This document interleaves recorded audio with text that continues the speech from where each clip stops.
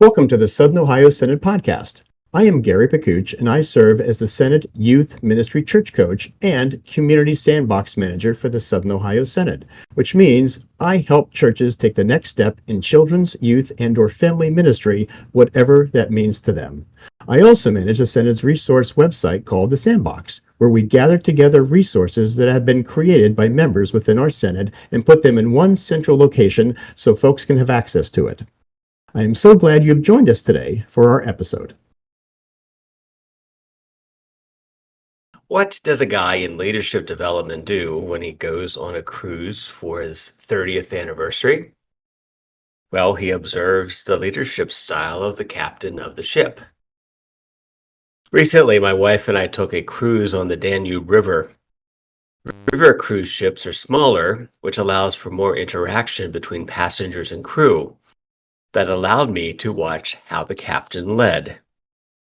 The captain did two things that demonstrated his preferred style of leadership. First, a couple arrived to the ship late. As they were checking in, the captain picked up their luggage and took it to their room. A day later, there was a bucket brigade as the crew loaded supplies on the ship. The captain was in the line passing boxes of supplies. I then asked, was his leadership style contagious with the rest of the crew? The answer, yes. How do I know this? At the end of the cruise, we disembarked from the ship at 3:30 in the morning. Yes, I said morning. The crew member that was awake, serving us coffee and muffins, making sure we got on the bus and making sure that our luggage was on the bus, was the head chef. The captain's leadership was contagious. The old adage goes, where the head goes, so goes the body. The spiritual discipline of serving is about the body of Christ, the disciples of Jesus, going where their head goes, that is where Jesus goes, by responding to Jesus' call and engaging in Jesus' restoration of the world. In this podcast, we will look at the spiritual discipline of service. What we do is an outcome of our faith. There is disagreement among Christians on the importance of faith and the work they do. Some Christian traditions ground themselves in the belief that it is through the grace of God, shown in the death of Jesus on the cross, that sets them right with God. Other Christian traditions will focus heavily on the actions performed by believers, that if they do the right things, then they will be right with God. It's as if Romans 5:1, which reads, "Therefore, since we are justified by faith, we have peace with God through our Lord Jesus Christ," is set in opposition to James 2:14, which reads, "What good is it, my siblings, if you say you have faith, but do not have works? Can faith save you?" In the either-or mentality of our nation right now, I want to propose a both-and approach. Faith and works are both significant in the life of the disciples of Jesus. Faith is still the most important of the two. However, one must ask, is my faith alive? Is it vital and vibrant and life-giving? A faith that is vital and vibrant and life-giving will bear fruit. That fruit is works of service that are life-giving. Listen to what the writer of the book of James states. If a sibling is naked and lacks daily food, and one of you says to them, "Go in peace, keep warm, and eat your fill," and yet you do not supply their bodily needs, what is the good of that? The writer then concludes, faith, if it has no works, is dead. Acts of service are acts that come out of a vital, vibrant, and life-giving faith. As Martin Luther is said to say, good deeds don't make for a good person, but a good person does good deeds. Luther also states, God does not need your good works, but your neighbor does. Service is an outcome of Christian character. The What Would Jesus Do movement was strong when I was in college. Many people were wearing the yellow wristbands that had the letters WWJD, meaning what would Jesus do? The goal? Each time a person is faced with a decision, a person should ask themselves how Jesus would handle it and then respond similarly. The end game is the belief that if all people were doing that, the world would be changed. Jesus certainly gives us a fine example of how to live. But if he is seen as nothing more than the perfect role model that we must all emulate perfectly, then he places the burden of condemnation upon our shoulders, since we will never achieve his perfection. When that happens, Jesus doesn't set us free, and there is no need for the grace and mercy of God. In the 13th chapter of John, we can find the story of Jesus washing his disciples' feet. The Jesus as role model approach indicates that we would wash each other's feet. Now, I enjoy a good pedicure every now and then, but I haven't done much foot washing in my life. Following Jesus' example literally doesn't make sense, for we don't wash feet in our culture. However, if we use a concept developed by Sam Wells, we can over-accept the example. Over-acceptance asks what Jesus was accomplishing by washing the disciples' feet. The answer points us to the importance of hospitality and genuine concern for the well-being of others and their comfort. So consider this. Jesus didn't wash the disciples' feet because he had to. Jesus washed their feet because it was part of his nature. Jesus commands his disciples, do the same. Show genuine concern for the comfort and well-being of others, not because you have to, but because it is part of our nature as disciples of Jesus to do so. Jesus wants that life of service to be part of his disciples' nature.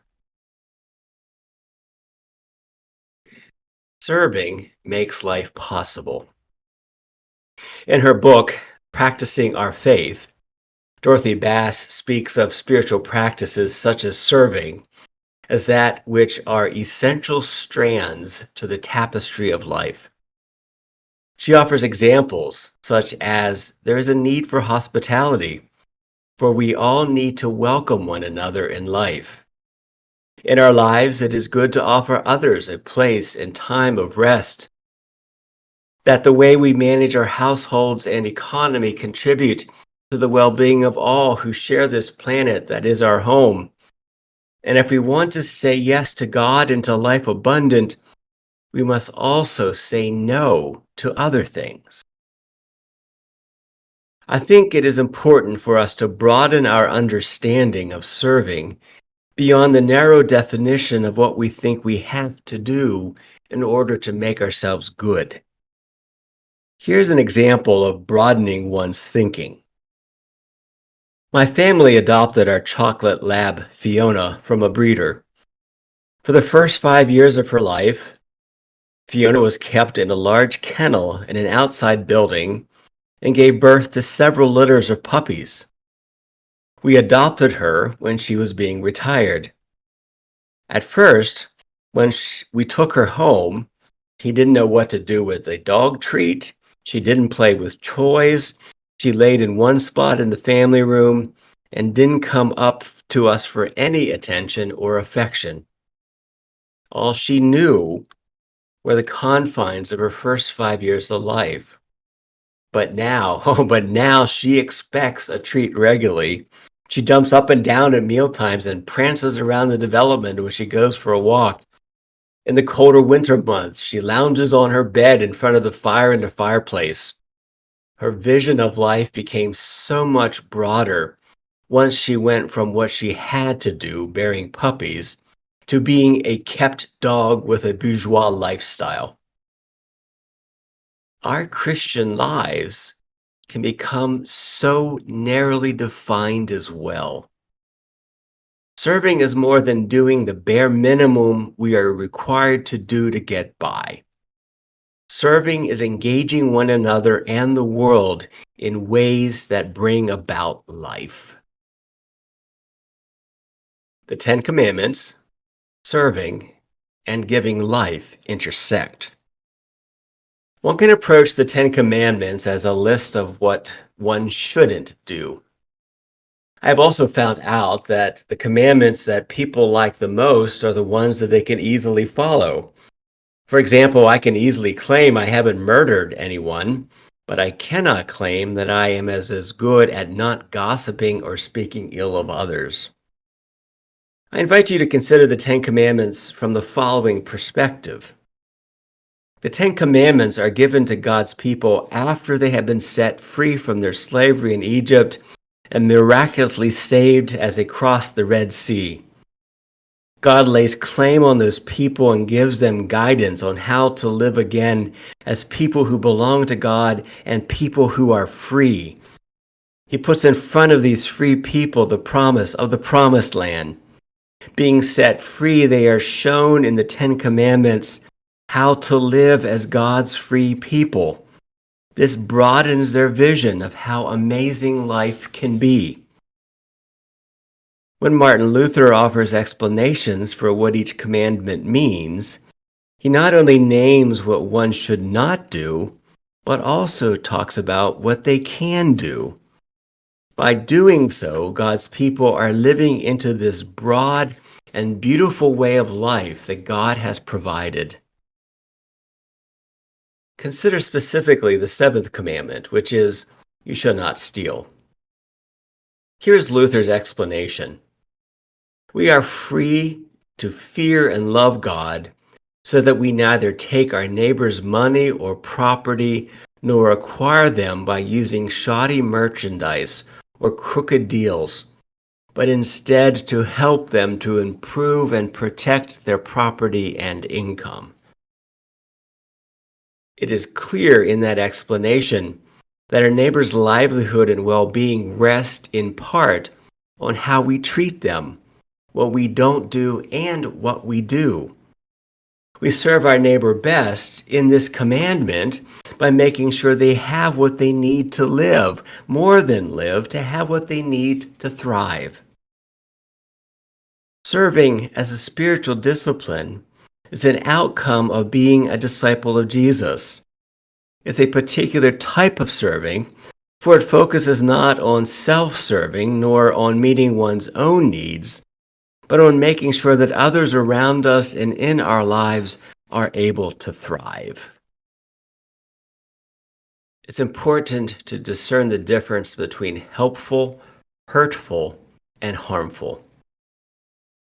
One of the hardest words for parents to say to their child is no. When they are younger, the children cry or have a temper tantrum. When they're older, they can say whatever and stomp out of the room, slamming doors behind them. Henry Cloud and John Townsend, in their book called Changes That Heal, write about the difference between parental decisions that are hurtful and those that are harmful. So suppose my son, after returning from trick-or-treating, wants to eat as much candy as possible. I say no. He cries. My decision is hurtful to him because he is not getting what he wants. In the long run, however, it is helpful to him because he doesn't get sick, is able to sleep, and will have a better day at school the next day. And the teacher will thank me. Now, suppose I say yes to his request. He is happy with me, and for the moment he thinks I am the best dad ever, and he gorges himself with candy. He gets sick, can't sleep, and gets in trouble repeatedly at school the next day. I get a note from the teacher. My decision was harmful to him instead of helpful to him. And I will save a lot on dental bills down the road if I limit the amount of candy he eats? At the heart of serving is the call to do that which is helpful for others, for your faith family, and for your community. It's important to find common ground by naming issues of genuine concern. I think that one of the threats to the spiritual discipline of serving is rooted in the divisions that exist among us as God's people. There are those who believe that the vision of the world that God desires is consistent with conservative political values. There are those who believe that the vision of the world that God desires is consistent with progressive political values. I think it was C.S. Lewis who said that when we all have the fullness of God revealed to us and get a good look at God's kingdom, many of us will find ourselves shocked as to how conservative part of that kingdom looks. And likewise, many of us will be shocked about how progressive the kingdom of God appears. This raises the possibility that conservative and progressive camps of the church can find a common ground. Pastor and author Joel Hunter, in his book A New Kind of Conservative, describes the common ground as finding issues of genuine and common concern and acting upon them. There are places where disciples of Jesus can find common ground as they engage in the spiritual discipline of serving. It requires spiritual imagination to do so. So what does acting upon an issue of genuine and common concern look like? Let me offer two examples. A congregation in South Central PA had concern both for police officers and those communities of people who have a disproportionate amount of people in the criminal justice system. So the congregation did two things. First, they sponsored a disproportionate minority contact gathering for police officers and minority youth. There was a powerful moment when the leader of the gathering asked both groups on the count of 3 to say out loud what they feared the most when they left home in the morning. Both officers and youth all said the same thing: coming home alive. There continues to be hard, honest, and painful work to address disproportionate contact with the criminal justice system. But in that moment, the issue of genuine concern was identified. Second, the same congregation, to strengthen relationships between police officers and children who had family members in the criminal justice system, hosted an annual event called Shop with a Cop. Children who had a family member in the criminal justice system were paired with a police officer, given a gift card, and went Christmas shopping for family members of the children with the police officers. The animosity at the beginning of the event transformed into playfulness and connection between children and officers by the end of the event. One police officer said to me, "Pastor, most days I see the worst in humanity, but today I see good." Too often, we think that we must pick one side or the other. And in doing so, we miss opportunities to serve. And we miss the opportunity to do what God is calling us to do. For we miss opportunities to engage with one another in a way that makes thriving possible. Serving begins with a call, exploring one's interests, and developing skills based on those interests.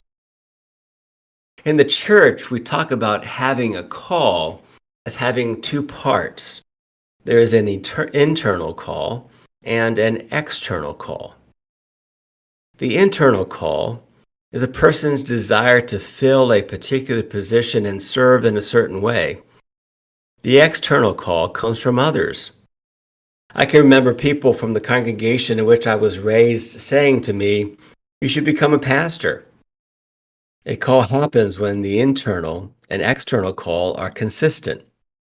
For example, when I felt called to be a pastor and the church said they thought I was called, then I was able to pursue that call. It's important to understand call when discerning how one should serve. When discerning how to serve, one considers their own desires and listens to what others are saying to them. Sometimes a person will know their call before others will. At other times, a person will only consider their internal call because someone else spoke to them about their call. In addition to an internal call affirmed by an external call, a person can consider their interests and skills when determining how to serve. Many times we speak of gifts, meaning that a person has an intrinsic ability to perform a role or task. I think the language of interests and skills can be helpful as well. Most people have interests: music, food, vacation spots, hobbies. They act upon their interests. Part of acting upon those interests is to gain experience and skills based on those interests. When determining how to serve, a person can consider more than whether they have the gift to do so or not. They can ask themselves, do I have an interest in serving a certain way?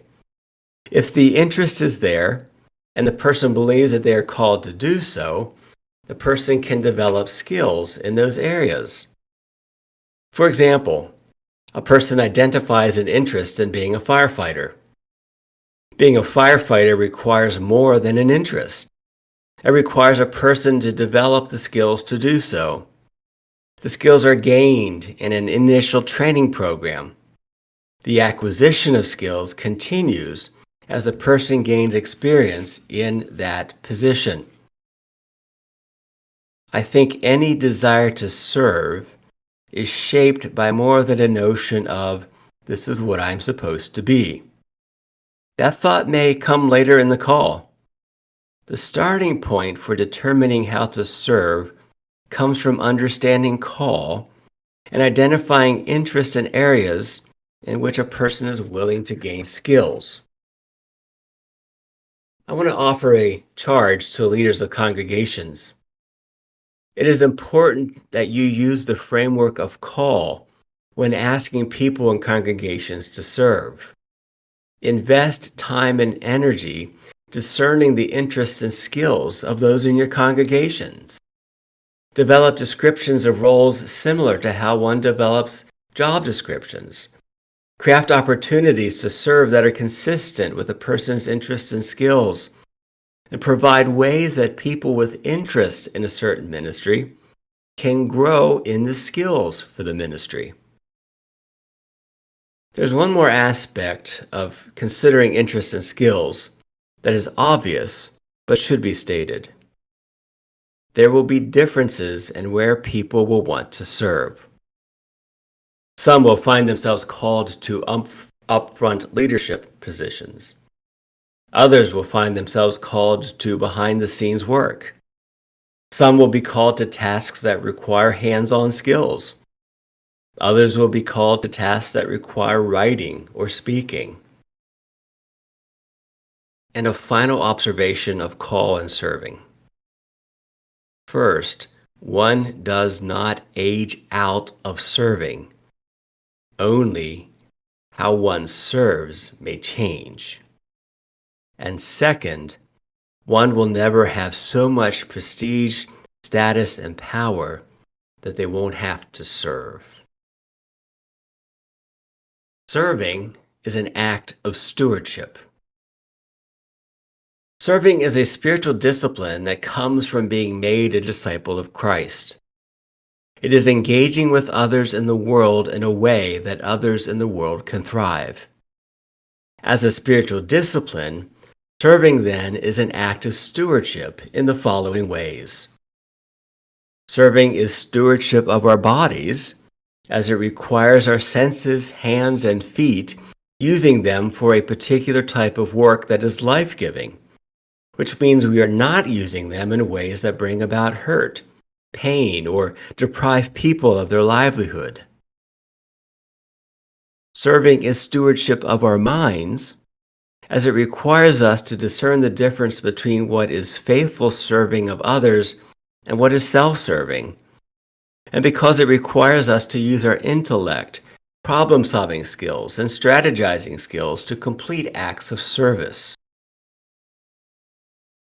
Serving is stewardship of our time, as it requires us to commit our time to serving others in the world in a way that brings about life, and thus we aren't using our time for a destructive or self-destructive activity. And serving is a stewardship of place, in that to perform acts of service, we must be in places where the service can be performed. When we are in a place to serve, we are less likely to be in a place where our souls are in danger. Keeping Sabbath is an act of service. I want to ask you to consider the possibility that keeping Sabbath is an act of service that benefits others in the world. Consider what happened in Los Angeles during the COVID shutdown. When people were staying home and not driving and consuming, the atmosphere and smog over the city lifted. It was the healthiest the air climate has been there for decades. The German theologian Jürgen Moltmann points out that Sabbath keeping is not only about our rest, but also gives the environment and earth a break.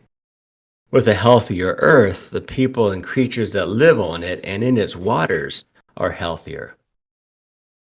Not only does Sabbath keeping bring health to creation and its inhabitants, but it also allows other human beings to thrive. By choosing a day not to make others work to meet our needs, we honor their humanity and their fundamental need for rest. Honoring the Sabbath reminds us that all we have is a gift from God, and as God said to Adam and Eve, we are called to be stewards of those gifts. I am preparing this podcast after having just celebrated All Saints Sunday. During worship that day, the congregation where I was worshiping sang the hymn, "Rejoice in God's Saints" by Fred Pratt Green.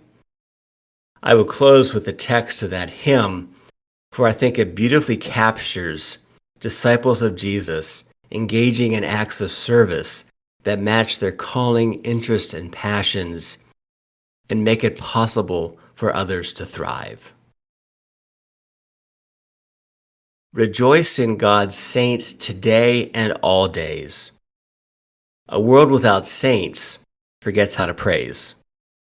Their faith in acquiring the habit of prayer, their depth of adoring Lord, help us to share. Some march with events to turn them God's way. Some need to withdraw, the better to pray. Some carry the gospel through fire and through flood. Our world is the parish. Their purpose is God. Rejoice in those saints, unpraised and unknown, who bear someone's cross or shoulder their own. They share our complaining, our comforts, our cares. What patience and caring, what courage is theirs. Rejoice in God's saints today and all days. A world without saints forgets how to praise. In loving, in living, they prove it is true. Their way of self-giving, Lord, leads us to you.